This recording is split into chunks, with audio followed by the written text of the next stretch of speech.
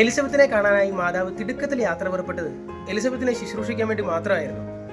ഈ ലോകത്തിൽ തനിക്ക് സംഭവിച്ചിട്ടുള്ള കാര്യങ്ങൾ ഞാൻ പറഞ്ഞാൽ വിശ്വസിക്കുമെന്ന് ഉറപ്പുള്ള ഒരേ ഒരു വ്യക്തി എലിസബത്ത് ആയതുകൊണ്ട് കൂടിയാകണം മാതാവ് അത്രമേൽ തിടുക്കത്തിൽ എലിസബത്തിനെ കാണാൻ യാത്ര പുറപ്പെട്ടത്. അവിടെ ചെന്ന് എലിസബത്തിനെ കണ്ട് എലിസബത്തിനെ അഭിവാദനം ചെയ്ത ഉടനെ എത്ര സിമ്പിളായിട്ടാണല്ലേ എലിസബത്ത് മാതാവിൻ്റെ ഉള്ളിലുള്ള കാര്യങ്ങളെല്ലാം ഗ്രഹിക്കുന്നത്. നമ്മളുടെ എല്ലാവരുടെയും ജീവിതത്തിലുണ്ടാവും ഇതുപോലെ. നമ്മളൊന്നും പറഞ്ഞില്ലെങ്കിലും നമ്മളുടെ ഹൃദയത്തെ പെട്ടെന്ന് മനസ്സിലാക്കിയെടുക്കുന്ന ആരെങ്കിലും. ഞാൻ അവരെപ്പറ്റി പറയാനല്ല ആഗ്രഹിക്കുന്നത്. നൗ ഇറ്റ്സ് അവർ ടേൺ.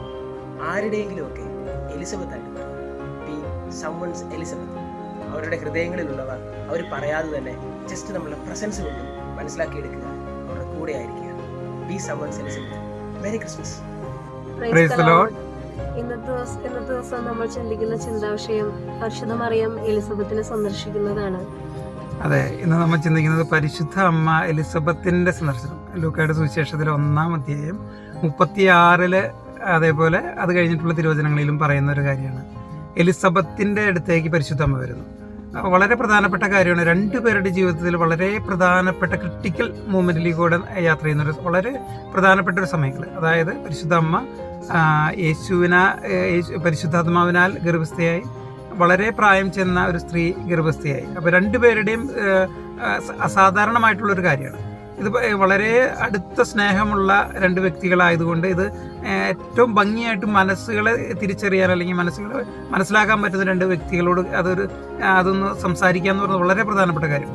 എനിക്ക് വേണം പരിശുദ്ധ മാതാവ് വളരെ തിടുക്കത്തിൽ മലഞ്ചെരുവിൽ കൂടെ ഓടിയെന്ന് എലിസബത്തിൻ്റെ അടുത്തേക്ക് വന്നെന്ന് പറയുന്നത്. അതുപോലെ പരിശുദ്ധ അമ്മ വന്നപ്പോൾ എലിസബത്തിനെ കണ്ട് അഭിവാദനം ചെയ്തപ്പോൾ ഉണ്ടായ ഒരു സംഭവം, എലിസബത്തിൻ്റെ ഉദരത്തിൽ കുഞ്ഞ് കുതിച്ചു ചാടി എന്ന് പറയുന്നത് പരിശുദ്ധാത്മാവിനാൽ എലിസബത്ത് നടന്നു. വളരെ പ്രധാനപ്പെട്ട കാര്യമാണ് നമ്മുടെ ജീവിതത്തിലൊക്കെ നമ്മളുടെ സാന്നിധ്യം. ഇത് എൻ്റെ ഭാര്യ സൂസനിൽ എൻ്റെ സാന്നിധ്യം പരിശുദ്ധാത്മ അറിയപ്പെടുന്നുണ്ടോ? അതേപോലെ എൻ്റെ മകൻ ജോസഫ്, എൻ്റെ ബാക്കിയുള്ള മക്കൾ, എൻ്റെ സഹോദരങ്ങൾ, എൻ്റെ മാതാപിതാക്കൾ, എൻ്റെ സാന്നിധ്യം അവരിൽ പരിശുദ്ധാത്മ അറിയപ്പെടുന്നുണ്ടോ? അത് വളരെ പ്രധാനപ്പെട്ട കാര്യം.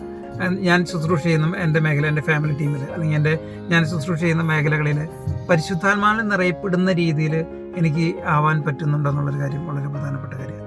നമ്മുടെ ജീവിതത്തിൽ നമ്മൾ ശുശ്രൂഷ ചെയ്യുന്ന മേഖലകളിൽ അങ്ങനെ ഒരു വലിയ ഒരു കൃപ നമുക്കുണ്ടാവട്ടെ. നമുക്ക് ക്രിസ്തുവിനെ കൊണ്ട് യാത്ര ചെയ്യാനായിട്ട്, അതായത് ക്രിസ്തു ആയിട്ട് നമുക്ക് യാത്ര ചെയ്യാനും അതേപോലെ നമ്മളെ കാണുന്നവരിൽ പരിശോധന അറിയപ്പെടാനുള്ള വലിയ കൃപയ്ക്ക് വേണ്ടി നമുക്ക് പ്രാർത്ഥിക്കാം. നമ്മുടെ ശുശ്രൂഷകളൊക്കെ മനോഹരമാകട്ടെ.